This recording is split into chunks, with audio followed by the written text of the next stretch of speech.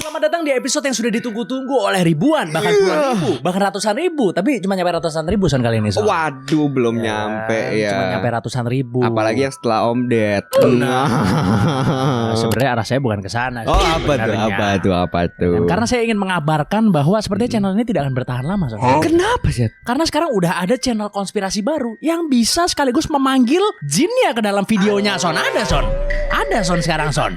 Jadi langsung kita tidak bisa memanggil arwah ke sini Son, masalahnya Son. Apakah itu akan menjadi akhir dari channel ini Son kalau begitu Son? Bisa jadi lagi, bisa jadi. Tapi kita tetap optimis ya, Yes. memberikan yang terbaik untuk semua penonton yang ada di sini. Yang ya kan? penting kita harus mengedukasi.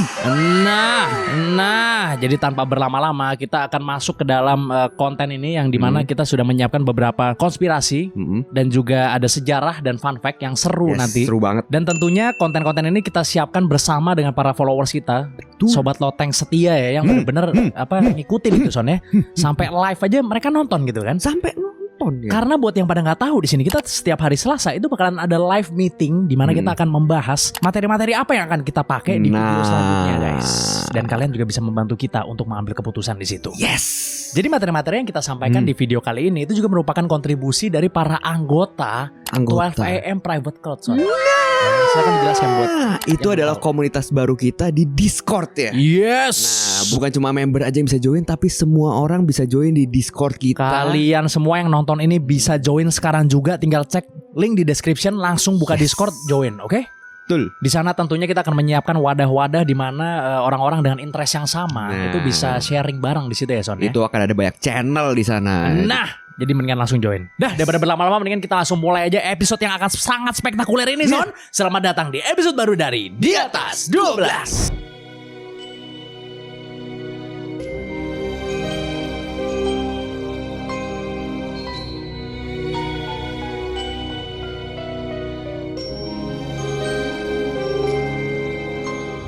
Lu tahu nggak sih ada daerah di Indonesia yang make bahasa Korea Son? Jadi isinya K-popper semua di situ. Bukan dong. Jadi gini, ada sebuah daerah di Pulau Sulawesi yang namanya Bau-Bau. Kalau lo kesana pasti lo kaget deh Son. Soalnya di beberapa tempat kayak sekolah sampai papan nama jalannya itu ada tulisan Koreanya. Lah kok bisa sih? Jadi di Bau-Bau itu ada sebuah suku yang namanya suku Cia-Cia. Seperti layaknya suku-suku yang ada di Indonesia, mereka ini punya bahasanya sendiri Son. Nama bahasanya bahasa Cia-Cia. Hingga saat ini bahasa Cia-Cia tuh masih dipakai oleh sekitar 80.000 orang Son.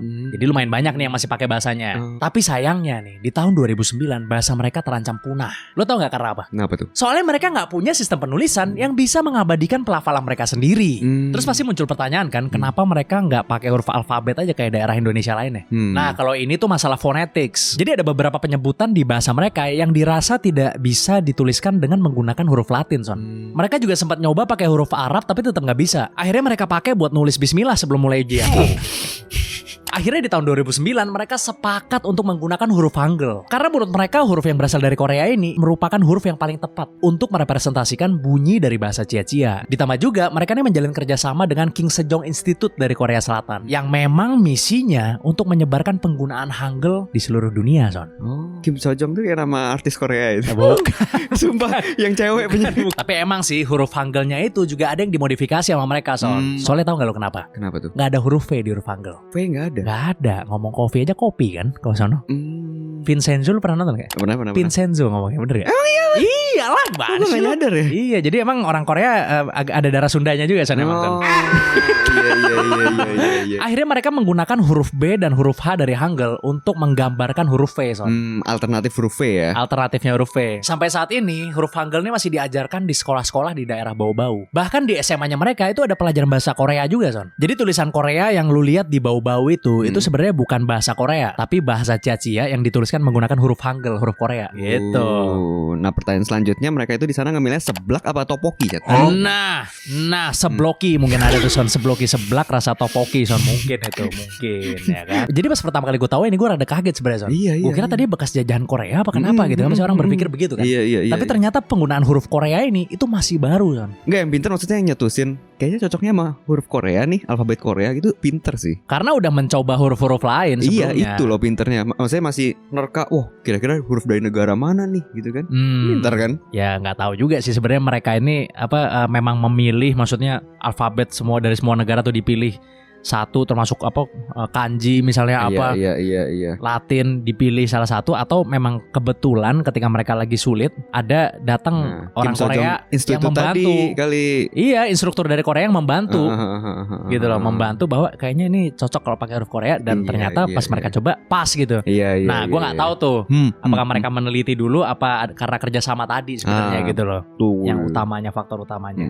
Soalnya kan suku-suku di Indonesia tuh ada banyak banget kan, Son. Tapi aksara di Indonesia itu kalau nggak salah ada sekitar 8 doang, Son. 8 doang aksara. Kayak aksara Jawa gitu-gitu. Padahal sukunya banyak tapi aksaranya terlalu sedikit. Iya sih. Nah, kebetulan bahasa Cia-Cia ini tuh agak beda, Son. Ada bunyi-bunyiannya gitu. Jadi rada-rada beda sama bahasa orang pada umumnya gitu. Iya. Dan memang dunia mengakui bahwa salah satu bahasa terbaik untuk menggambarkan bahasa non-English itu Hangul katanya. Ya pokoknya ada bunyi-bunyian yang cuma bisa diwakilin pakai huruf Hangul lah ibaratnya gitu kalau di bahasa Cia-Cia itu. Oh, gue pernah denger ini.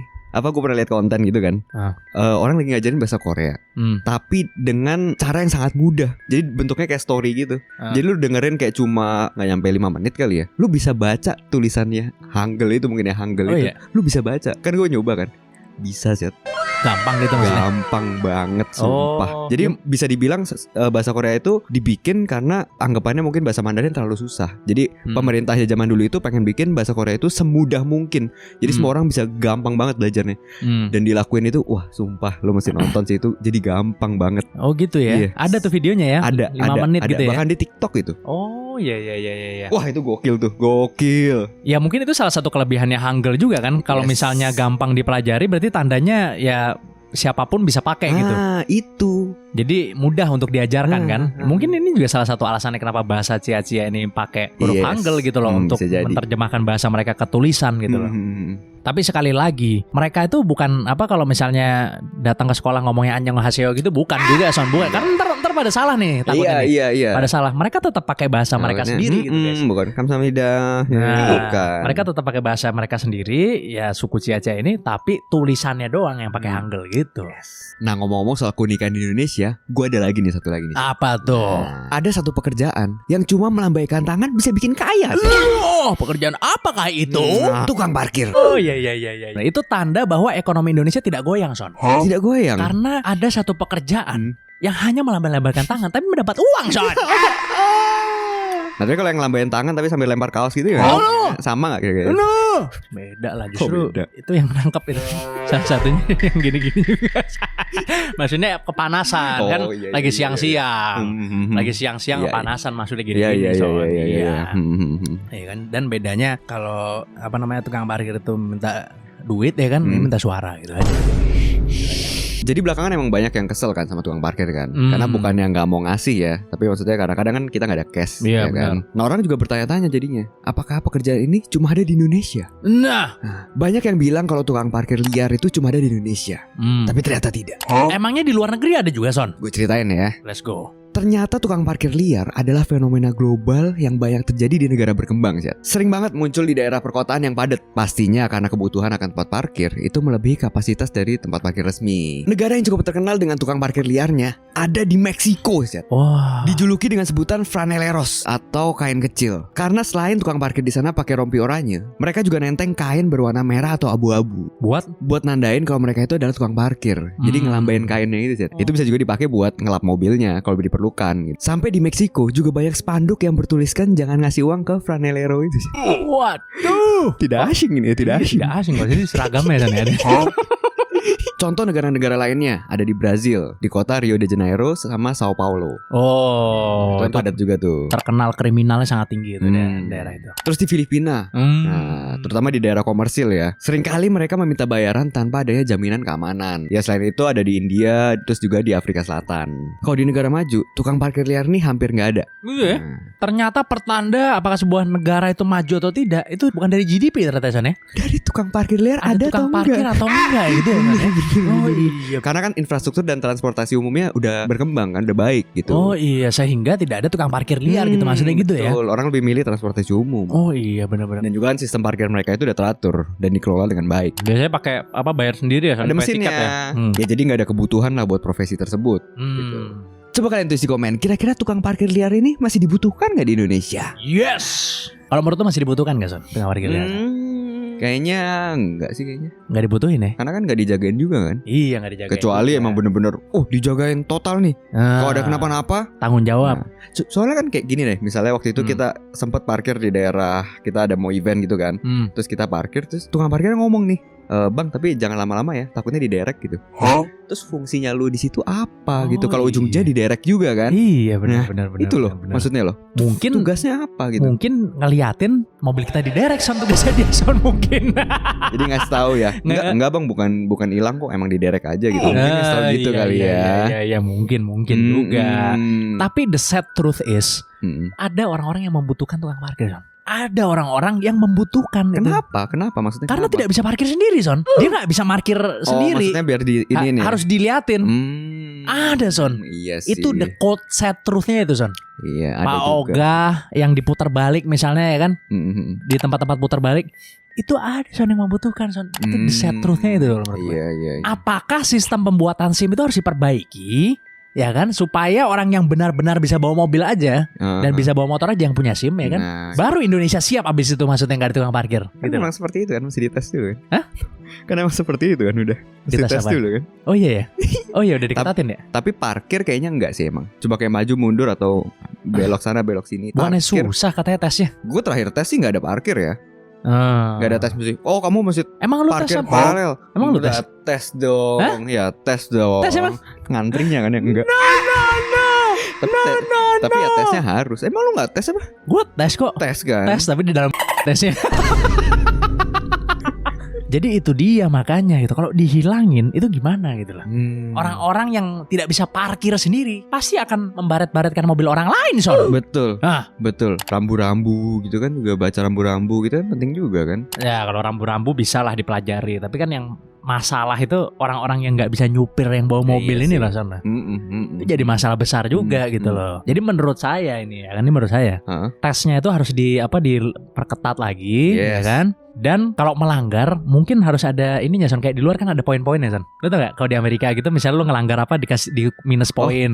Di minus poin sampai berapa kali ntar SIM-nya disita lu mesti tes lagi. Lu tau gak? Bener. Iya. Itu bisa mungkin sih. Mungkin kayak gitu kali ya Son ya. Sama ini sih ya, jangan sampai tempat les setir mobil paket sama SIM juga sih. No. Jangan itu. Maksud Anda ini kan SIM pedes kan maksudnya? Iya itu rekening maksudnya. SIM pedes. Maksudnya itu emang. Maksudnya itu. Jangan ya, buka rekening aja sendiri gitu ya. Iya. Ngapain pakai KTP mobil sendiri apa segala macam. Tes mobil lo ya dikasih SIM pedes tadi itu Son. Iya, aduh. Jangan begitu ya Son ya. Jangan. Akhirnya ujung-ujungnya apa? Sering banyak gesekan akhirnya. Karena dia tidak bisa parkir ya kan. Parkir buat 2 mobil dipakai 1 mobil ya kan. Itu saya sering sekali lihat di ibu kota ini Son, terutama Son gitu. Biasanya orang kayak apa tuh Zat yang susah parkir? Aduh, orang susah parkir itu biasanya yang malas belajar itu, malas belajar dan merasa dirinya lebih benar daripada orang lain itu. Itu. Tahu tuh. Itu. Kira-kira cowok apa cewek Son yang lebih sering ngerasa benar Son? Sama lah kan setara sih. Setara dong. Iya, benar. Ya memang soal wanita dan laki-laki itu adalah misteri gitu ya Son ya, nggak bisa dipukul rata. Oh lo cewek itu bisa dong. Apa sen kanan belok kiri misalkan ya kan banyak tuh narasi-narasi begitu itu saya tentang sekali tuh karena itu bohong itu. Laki-laki dan wanita adalah misteri. Ya kan tidak bisa dipatok semuanya diseragamkan ya kan. Nggak bisa digeneralisasi ya. Karena yang bisa diseragamkan hanya orang-orang yang ikut amil Son maksudnya Son. Kan pakai seragam. Iya sama amil. Kan. Coba kelakuannya aja kadang Kan kemarin kita sempat bahas-bahas wamil ini sedikit dong, sedikit ya kan. Kita sempat bahas soal wamil kemarin kan. Yang belum nonton, langsung di sini muncul. Nah, ya kan. Saya ingin sedikit mengomentari nih Son. Kan kemarin kan apa yang kita upload wamil ternyata di komen, wah rame Son. Rame. Wah, kenapa wamil tidak ada di Indonesia? Saya sudah tes berkali-kali ingin masuk ke dalam militer tidak bisa. Ada kan wamil. Banyak banget Son yang ngira wamil itu Son sama dengan lu masuk ke militer Son, bisa jadi jenderal, bisa jadi dapat pangkat. Dikira gitu kan? Begitu Son, banyak loh Son yang ngira gitu. Makanya jangan bolos sekolah ya. Itu aja deh komentar saya tadi sedikit ya. Nah kita kembali lagi soal misteri ya Son ya. Jadi wanita dan laki-laki itu adalah misteri ya kan. Atau bisa dibilang juga teka-teki ya kan. Selain teka-teki hati wanita, ada yang lebih sulit lagi nih Son ya kan. Apa sih? Yang lebih sulit lagi. Itu aja belum bisa terpecahkan kan? Ada yang bisa mecahin sih. Banyak sih. Buktinya kan banyak yang kawin gimana sih. Enggak lah, tapi kan orang kawin pun belum tentu mengerti ya kan. Oh iya. Tapi ada yang lebih sulit daripada teka-teki ke hati wanita, Son. Apa sih? Lu udah tahu cerita tentang teka-teki paling sulit yang pernah ada di internet belum, Son? Teka-teki cak lontong maksudnya? Bukan. Jadi di tanggal 4 Januari di tahun 2012 muncul sebuah postingan misterius di forum 4chan. Postingan ini menarik perhatian para pemecah kode terbaik di seluruh dunia, Son. Wow. Jadi postingannya ini tuh berisi tulisan yang berkata, "Halo, kita sedang mencari orang dengan tingkat intelijensia yang sangat tinggi. Untuk mencarinya, kita membuat sebuah tes. Di balik gambar ini ada pesan rahasianya. Cari pesannya. Pesan ini akan mengantarkan kalian ke lokasi di mana kalian bisa menemukan kita. Kita sangat menunggu untuk bertemu sedikit dari kalian yang bisa lulus dari ujian ini. Good luck 3301." Nah, puzzle-nya itu berupa gambar gangat warna putih dengan background hitam. Nah, sekarang pertanyaannya gimana cara ikut tesnya? Dan seberapa sulit sih tesnya sebenarnya gitu kan? Yang pertama nih, buat ikut tesnya lu harus mantau forum 4chan secara berkala. Lalu temukanlah gambar atau poster yang mencurigakan. Kemudian kita harus bisa menggunakan teknik steganografi untuk mengekstrak pesan tersembunyi. Bukan cuma harus jago steganografi, tapi lu juga harus memiliki kemampuan coding, kriptografi, dan juga skill pemecahan kode tingkat tinggi. Jadi jika ada 3301 ini punya 3 tahapan ekstrim yang bisa dibilang hampir mustahil, Son, untuk diselesaikan oleh manusia gitu. Untuk menyelesaikan tahap pertama aja nih, Son, lu harus punya keahlian steganografi, kriptografi, dan pemrograman. Baru tahap 1 tuh. Tahap kedua, lu harus punya kemampuan untuk memecahkan kode yang tersebar di seluruh dunia. Jadi contohnya kayak dari buku-buku tua atau lokasi tersembunyi yang tersebar di berbagai negara, Son. Wah. Di tahap ketiga, lu akan dites psikologi dan kemampuan berpikir lateral yang sangat kompleks. Di tahap terakhir nih, sampai saat ini belum ada orang yang bisa lolos, Son. Gak ada yang lulus pokoknya, satu dunia sampai detik ini. Jadi para peserta terbaik di dunia sekalipun itu mentok di tahap ketiga, Son. Beberapa teori mengatakan bahwa tahap terakhir itu sengaja dibikin mustahil untuk diselesaikan. Jadi dari ribuan orang yang nyobain tesnya Cicada 3301 ini, cuma beberapa orang di dunia yang bisa melewati tahap awal. Dan lebih sedikit lagi yang mencapai ke tahap kedua nih, Son, ya kan? Tahap selanjutnya. Dan sampai saat ini belum ada satupun orang di dunia yang bisa menyelesaikan tahap terakhirnya, Son. Bahkan dengan bantuan AI pun nggak bisa ya, karena kan bukan pola tapi psikologi ya. Nah, gue nggak tahu sih ada yang nyoba apa nggak pakai AI ya. Tapi sampai saat ini belum ada yang bisa nge-crack kodenya gitu.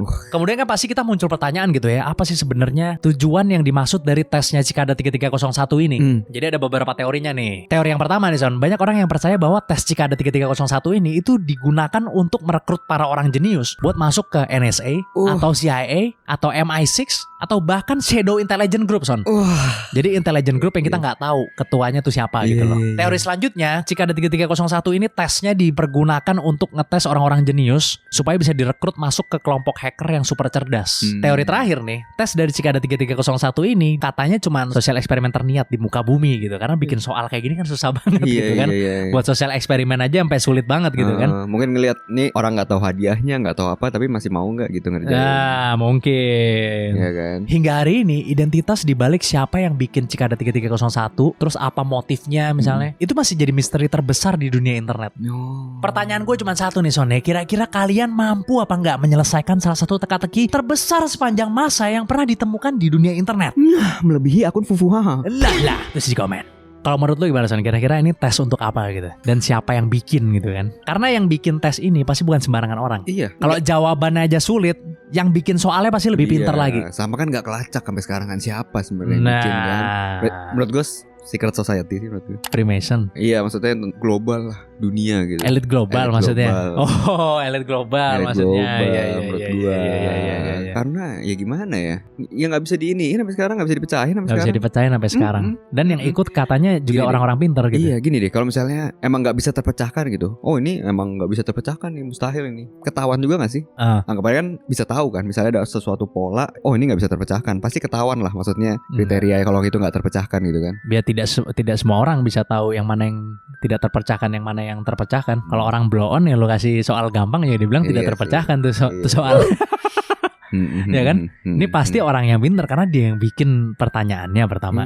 Terus yang kedua dia bisa bikin pertanyaan yang impossible untuk dijawab gitu loh. Iya. Yang gua nggak habis pikir ya psikologi sih. Dan membutuhkan banyak ilmu, bro, buat nyelesain tes ini. Tesnya tuh cuma gambar doang. Ada 3 tahapan tes tapi. Ada gambar pohon juga nggak sih? Gitu? Nggak ada gambar ya? pohon, nggak ada. Di bendera warna kuning ada tuh gambar pohon itu. Ya kan? Jadi bukan gambar pohon, gambar rumah, gambar orang itu bukan ya, beda ya? Bukan gambar ngengat itu, gambar ngengat. Jadi keren juga sih pas kita dikasih tahu di live bahwa ada tes tersulit di internet gitu ya, di dunia internet gitu ya. Kita pas ngeliat juga wah keren juga nih gitu. Keren. Kita sampai jelasinnya agak jelimet ini saya jujur aja. Ya mungkin kita nggak ada yang tahu ya. Maksudnya pas tahap kedua ada yang lolos, mungkin ya ada juga yang kesaring dari situ kan. Maksudnya ada yang dihubungin, ada yang apa ya kan? Bisa jadi kan ini apa? Kalau misalnya kodenya kepecahkan, tahu lokasinya. Jadi yang datang si orang yang ikut tesnya itu. Iya. Ya gue nggak tahu juga sih kalau misalnya ada yang apa kayak email atau apa mungkin kali ya. Bisa jadi kan. Nah tadi kan habis pusing-pusing, sekarang bahasnya yang ringan-ringan aja sih. Boleh. Gue pusing juga nih soalnya. Iya, yang nonton juga pusing nih. Iya. Mudah-mudahan masih kuat ya nonton Masih sini kuat, ya. masih Iya. kuat, masih kuat. Pembahasan apa emangnya? Tentang bajak laut sih. Seru nih kayaknya nih. Coba ceritakan. Oke. Lo tau gak sih kalau karakter Blackbeard di One Piece itu ada di dunia nyata sih? Lah, serius Son? Kalau di serial One Piece, Blackbeard atau Teach itu kan salah satu musuh terbesarnya kan. Karena punya dua kekuatan. Blackbeard ini adalah salah satu tokoh paling terkenal dalam sejarah bajak laut. Bahkan lebih terkenal dari Blackpink. Kan bukan bajak laut itu. Iya. Tapi suka pakai jaring-jaring Son. Namanya pun sama-sama Teach. Emang gak banyak yang diketahui tentang kehidupan awal si Blackbeard ini. Di awal tahun 1700-an, dia itu cuma seorang kru dari bajak laut bernama Benjamin Hornigold. Nah setelah si Hornigold ini pensiun, dia itu mengambil alih salah satu kapalnya dan mengadopsi nama Blackbeard. Penampilannya yang menakutkan dan juga jenggot panjang yang dikepang sama dia. Oh bukan dibalik kepangnya Son. Belum ada ya. Belum ada. Bahkan dililit sumbu juga sih, buat kadang-kadang dibakar. Kok begitu? Ini kelihatan lebih serem aja gitu. Membuat reputasinya semakin mengerikan, sampai mempunyai kurang lebih 400 kru Zed. Banyak banget ya. Banyak. Luffy krunya berapa Luffy? 10. Aduh. Bahkan dia sering menang perang tanpa perlu bertempur Zed. Pasti pakai jalur diplomasi kan Son? Enggak dong, enggak. Jadi strategi dan perang psikologinya itu sangat jago dia Zed. Jadi anggapannya dia banyak memanfaatkan pamornya itulah. Kan dia menyeramkan apa segala macam kan. Jadi orang udah takut duluan sebelum udah berperang takut duluan, gitu ya. jiper duluan. Oh iya. Mungkin dia jago gaslighting juga mungkin Zed. Nah, bisa juga. Atau dia suka telepon temennya yang powerful mungkin Son.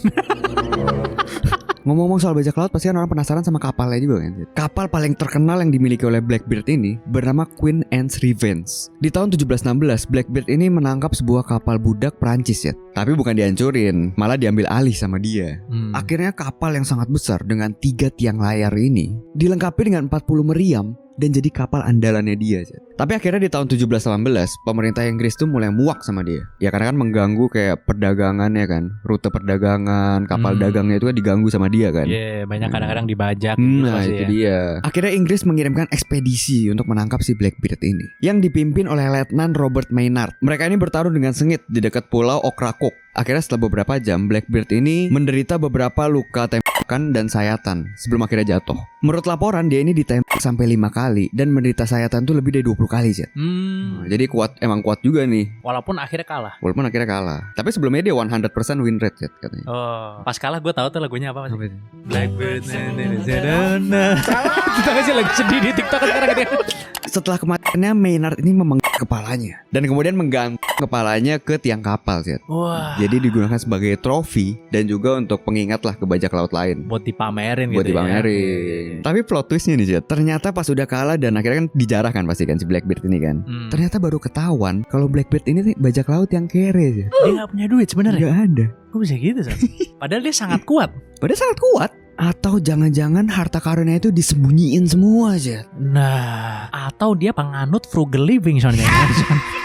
Enggak. Itu makanya misteri juga tuh. Kalau di One Piece itulah harta karun yang dicari bukan? Ya kan dia ngasih tahu di awal, yang si Goldie Roger-nya kan, dia ngasih tahu kalau harta karun gue disimpan di mana gitu kan. One Piece. Goldie Roger tuh yang lebih hebat dari Blackbeard di One Piece berarti hitungannya. Iyalah itu yang terkuat itu. Oh iya. Legendnya iya. itu. Tapi ya itu kan yang dia dipanjang itu kan depan orang-orang kan di awal-awal kan. Iya. Jadi kalau kayak misalnya bajak laut Captain Kidd terus yang lain gitu kan emang hartanya banyak kan. Sampai diambil alih sama pemerintah mana itu kan dulu kan saking banyaknya harta karunnya. Tapi ternyata malah salah satu bajak laut terkuat gitu ya.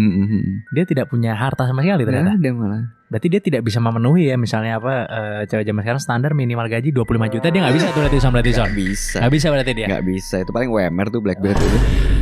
Berarti Blackbeard kalau sekarang jomblo kali ya Johnny mungkin. Jomblo Pak. Belum tentu kan gaslightingnya jago tadi. Oh Iya kan, manipulasinya kan dia top kan, main psikologi, main games gitu. Nah, menarik juga gitu ya kalau misalnya kita pelajari atau baca-baca gitu ya tentang kisah-kisah orang-orang hebat zaman dulu gitu ya. Dan menurut gue kisah bajak laut ini sebenarnya cukup menarik juga gitu loh. Kalau misalnya kita emang pengen gitu ya mempelajari itu banyak sebenarnya yang bisa kita pelajari dari situ gitu. Di Indonesia juga ada kan bajak laut kan. Indonesia ada juga pasti lah ya. Kayaknya di seluruh dunia ada bajak laut zaman dulu ya. Iya, benar-benar. Intinya ya dia preman di atas kapal aja sih sebenarnya sih. Mas seragamnya bukan orang-orang gitu kan Son.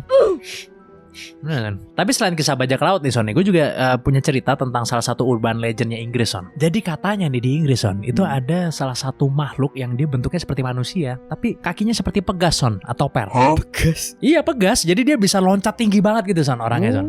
Sama tangannya katanya terbuat dari cakar api. Ceritain nih ya urban legend ini. Oke. Lu tau gak ada manusia misterius yang saking parahnya menteror Inggris sampai-sampai polisi, wali kota, dan keluarga kerajaan Inggris nyari dia Son.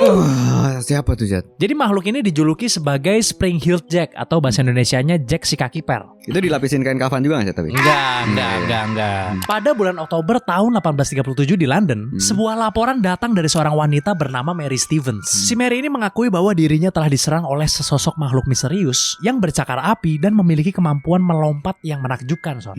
Bahkan saking tingginya lompatannya itu hampir mustahil buat dilakuin sama manusia Son. Jadi dia ini suka melompat dari atap ke atap Son. Kayak ninja lah, mirip-mirip ninja gitu kan. Dan dia bisa menghilang dalam sekejap. Awalnya polisi menganggap Mary ini halu kali ya gitu ya. Atau mungkin dessertnya mungkin di rumah gitu kan. Tapi tak lama kemudian laporan demi laporan mulai berdatangan. Jadi ternyata warga London lainnya itu melapor juga hal yang sama. Dan banyak saksi matanya.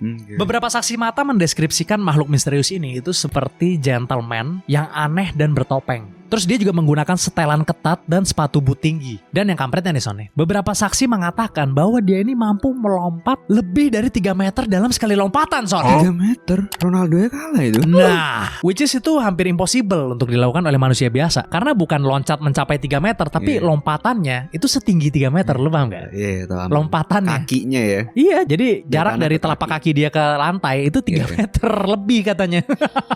Puncaknya ini terjadi pada tahun 1838 ketika wali kota dari London mengeluarkan perintah resmi untuk menangkap makhluk ini Son. Mulai dari polisi sampai tentara itu dikerahkan hanya untuk menangkap makhluk misterius ini Son. Tapi Spring-Heeled Jack selalu berhasil lolos. Jadi sebenarnya orang bingung juga sama motifnya Spring-Heeled Jack ini. Tapi yang pasti dia selalu menyerang wanita muda Son. Dan serangannya tuh berbeda-beda. Ada yang serangan fisik, ada juga yang bentuknya teror. Walaupun tidak ada korban jiwa, tapi teror yang dia lakukan ke warga London membuat beberapa korban sampai trauma bahkan luka-luka fisiknya Son. Serangan yang paling parah itu ke seorang wanita yang bernama Jane Alsop di tahun 1838. Jadi pada suatu malam seseorang yang mengaku sebagai polisi datang ke rumahnya si Jane ini untuk meminta bantuan. Ketika si Jane ini datang dengan membawa lilin, Spring-Heeled Jack tiba-tiba muncul dan menyemburkan cairan yang terlihat seperti api berwarna biru Son, dan kemudian menyerangnya. Tentunya hal ini membuat Jane mengalami luka fisik sekaligus trauma. Nah ini yang seru nih, penampakan terakhirnya si Spring-Heeled Jack ini itu tercatat di tahun 1904 Son. Jadi hampir 70 tahun setelah kemunculan pertamanya Son, dia muncul lagi. Terus habis itu dia ngilang deh entah kemana. Beberapa orang menduga kalau Spring-Heeled Jack ini tuh adalah seorang aristokrat yang bernama Lord Henry de Lacy. Karena Lord Henry ini dikenal kalau dia itu senang bermain-main dengan teror masyarakat. Jadi mungkin dia suka ngeprank masyarakat kali ya. Lu mungkin prank bilangnya teror kali. Iya, bisa jadi ya. Mungkin anggapannya sebenarnya para tuh udah nemuin gitu kan. Pas dicek, aduh ternyata ini lagi pelakunya. Nah, tutup aja deh. Nah, kasusnya ditutup deh abis itu. Benar-benar. Itu dia. Ya. Tapi Lord Henry-nya enak ya, nggak harus keluar negeri dulu baru ditutup maksudnya. Langsung di tempat lah itu. Tutup di tempat itu. Jadi Spring-Heeled Jack ini itu kita nggak tahu dia tuh beneran ada atau nggak sebenarnya. Iya. Nggak tahu kita. Tapi ya pada saat itu ya wali kotanya London sendiri aja menanggapi dengan sangat serius. Makanya dia mengeluarkan pernyataan resmi. Dia nyuruh polisi dan tentara sampai nguber orang ini maksudnya. Iya. Gokil sih. Legendanya Spring-Heeled Jack ini agak mirip-mirip sama legendanya Jack the Ripper sebenarnya. Sama-sama itu, di Inggris juga ya. Di Inggris juga. Itu rada lebih parah tuh ya kan. Iya. Nah kalau kalian pengen kita ngebahas tentang Jack the Ripper, yang which is sebenarnya udah banyak yang bahas. Jadi makanya kita bahasnya Spring-Heeled Jack tadi gitu kan. Iya. Tapi kalau kalian mau ya kita akan bikinin juga gitu loh, tulis saya di komen. Terus di komen. Tapi itu mungkin sempat dia vakum lama itu, mungkin dia keluar negeri juga sih mungkin ya. Oh iya kan? 70 tahun itu ya. Iya. Tapi menurut beberapa sejarawan cerita tentang Spring-Heeled Jack ini itu banyak yang dimodif-modif dan ditambah-tambahin bumbu. pasti lah, apalagi zaman dulu. Mungkin ya faktor yang berlebihannya itu yang dia bilang bisa loncat 3 meter itu kali mungkin ya. Iya. Mungkin wali kotanya juga udah bingung kali mau ngerjain apa lagi kan. Udah jalan udah rapi semua gitu kan. Udahlah spring heel jack aja dikerjain gitu kan. Oh iya. Tapi kan harusnya dia sibuk untuk ke tahap selanjutnya. Kalau wali kota udah selesai semua kerjaan, ya ke tahap selanjutnya yang lebih tinggi lagi kan gitu gimana sih? Iya bisa juga sih. Malah ngobar-ngobar orang malahan jadinya ya kan. Tuh, mau politiknya harus perlu belajar lagi tuh ya di wali kotanya ya. Pasti Winston Churchill kalau melihat ini tertawa terbahak-bahak. Nah untuk selanjutnya ini gue bakal lanjutin cerita-cerita aneh juga nih, Chat. Tentang apa nih? Tentang satu hari aneh di berbagai penjuru dunia, Chat. Wah menarik nih, coba ceritain. Lo tau gak sih cerita tentang satu hari teraneh di dunia sih? Loh. Kenapa tuh Son? Kok bisa aneh? Kejadian ini terjadi di sebuah desa kecil bernama Snake di Yukon, Kanada. Kanada ini kan emang terkenal musim dinginnya yang sangat keras kan. Dingin banget kan. Tapi suatu hari di bulan Februari 1947 tercatat suhunya mencapai minus 63 derajat Celcius ya. Wah. Biasa dia paling banter minus 30 sampai 40 lah. Jadi itu merupakan suhu terendah yang pernah tercatat dalam sejarah Kanada. Bahkan salah satu yang menonjol dalam sejarah meteorologi. Saking ekstrimnya banyak banget kejadian aneh yang terjadi, Jet. Contohnya? Yang pertama, para penduduk bisa melihat napas seseorang membeku di udara. Bisa beku napasnya? Bisa beku napasnya. Udara doang ya? Oh ada uap airnya sih sedikit kadang-kadang. Yang paling ekstrim yang pernah gue lihat sih ya, itu ya jadi asap doang gitu. Biasanya kan warnanya putih napasnya kan biasanya orang kan kalau dingin banget. Jadi pas ngeluarin napasnya itu membentuk awan yang langsung mengkristal, Jet. Langsung mengkristal? Langsung mengkristal. Bisa dinaikin gak awannya, Son? Tanya saya. Son Goku, Son. Enggak, dia menjadi partikel es kecil, Jet. Yang kedua, ada fenomena suara yang terjadi. Suara dari obrolan orang atau suara kayak anjing ngegonggong gitulah. Itu bisa didengar dari jarak lebih dari 6 km, Jet. Wah, gak perlu beli HP berarti orang Yukon pada hari itu ya sana mana? Para ilmuwan juga sampai tertarik dengan fenomena ini. Mereka mulai melakukan penelitian untuk memahami lebih lanjut tentang bagaimana kondisi atmosfer itu mempengaruhi gelombang suara. Dan pastinya hampir semua orang di saat itu tidak bisa beraktivitas. Soalnya kendaraan kan pada nggak bisa nyala. Iya benar, kan? Manasinnya lama pasti ya. Pipa air pada beku.